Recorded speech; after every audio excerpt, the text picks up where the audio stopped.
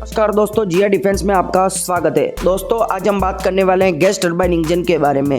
दोस्तों gas turbine engine navy के बड़े बड़े युद्धपोत और बड़े एयरक्राफ्ट कैरियर को सप्लाई देने के लिए काम में लिया जाता है।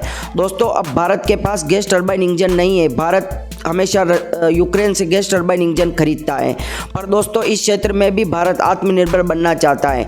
तो दो तरीके से आत्मनिर्भर बन सकता है, या तो भारत अपनी टेक्नोलॉजी से गैस टरबाइन इंजन बनाए या किसी दूसरे देश से ट्रांसफर ऑफ टेक्नोलॉजी के तहत टेक्नोलॉजी लेके इंजन बनाए। दोनों सूरतों पर काम हो रहा है। दोस्तों पहली सूरत में भारत खुद अपने कावेरी इंजन को मॉडिफाई करके गैस टरबाइन इंजन बनाने वाला है, और दूसरे ट्रांसफर ऑफ टेक्नोलॉजी की भी दूसरे कंट्री से बात चल रही है। दोस्तों भारतीय नौसेना ने अपने अगली पीढ़ी के युद्धपोत कार्यक्रम के लिए यूक्रेनी मूल के गैस टरबाइन इंजनों से ट्रांसफर करने का फैसला किया है, और मीडियम वर्ग के युद्धपोत के लिए अपने स्वदेशी समुद्री गैस टरबाइन इंजनों को स्थानांतरित करने का फैसला किया है। जबकि बड़े युद्धपोत अभी भी अमेरिका या ब्रिटिश गैस टरबाइन इंजन का उपयोग करते हैं। दोस्तों केवल हमारे एयरक्राफ्ट कैरियर MT-30 और ब्रिटिश इंजन और अमेरिकन इंजनों का उपयोग किया जाता है। बड़े बड़े युद्धपोत केवल यूक्रेन के गैस टरबाइन इंजन का उपयोग करता था। पर दोस्तों यूक्रेन की हालत तो आप जानते हैं। जो प्लांट था गैस टरबाइन इंजन का वो पूरी तरह से अब बंद हो चुका है, क्योंकि यूक्रेन और रशिया की लड़ाई में सब पूरी तरह से यूक्रेन ध्वस्त हो चुका है। तो दोस्तों अब हमें कोई न कोई दूसरा रास्ता देखना पड़ेगा। इसलिए भारतीय नौसेना के पास लगभग 150 युद्धपोत हैं जो समुद्री गैस टरबाइन इंजन द्वारा संचालित है, जिनकी आपूर्ति यूक्रेनी कंपनी जोरिया मैश प्रोटेक्ट द्वारा की गई है।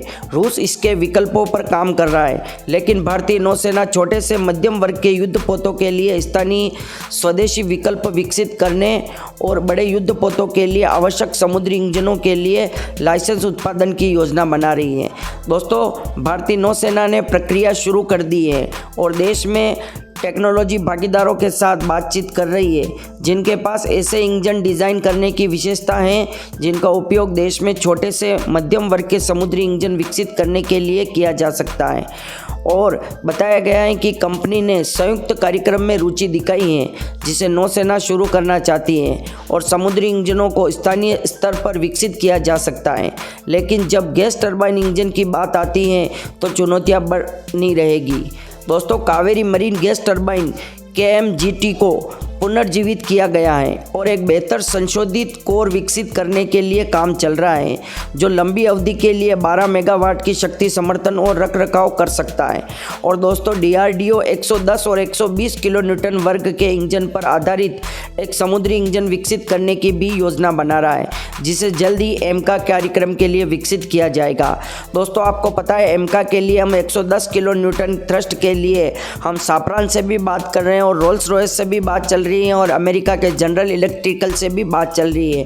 कौन सा देश हमें ट्रांसफ़र ऑफ टेक्नोलॉजी के तहत ये तकनीक देने वाला है, अब इस पर बात ही चल रही है। पहले बताया गया था कि साफ्रान से ये बात लास्ट फेज तक पहुंच गई है, और किसी ने बताया कि रोल्स रॉयस के साथ फेज तक पहुंच चुकी है।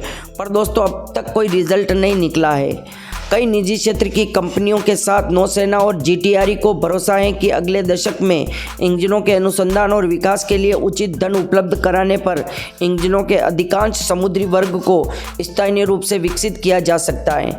लेकिन गैस टरबाइन इंजनों की एक नई श्रेणी का विकास हो सकता है, अधिक समय लगेगा और अधिक निवेश की आवश्यकता है।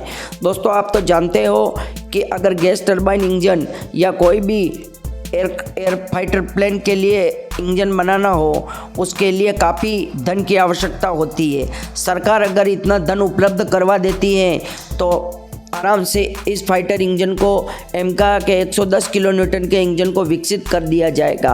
हमारे साइंटिस्ट में वो तकनीक है, वो जज्बा है जो अमेरिका के साइंटिस्ट में है, और अमेरिका और वहाँ दूसरी कंट्रियों में भारतीय साइंटिस्ट ही है, कोई दूसरे साइंटिस्ट नहीं है। पर दोस्तों बात आती है केवल धन की। जो धन सरकारें उपलब्ध कराती है, दूसरे देशों में रिसर्च के लिए बहुत सारे धन दिया जाता है, जबकि भारत में ऐसा चला नहीं है। और यह केवल हाल ही के सालों में किया गया है कि अब रिसर्च के लिए साइंटिस्टों को सरकार धन देने वाली है। तो दोस्तों देखते हैं कि क्या होता है, किस प्रकार DRDO और किस प्रकार GTRE एमका के 110 किलोन्यूटन के इंजन को विकसित करती है और क्या कावेरी इंजन को ही पुनर्जीवित किया जाता है। अपनी राय कमेंट बॉक्स में ज़रूर लिखें। जय हिंद।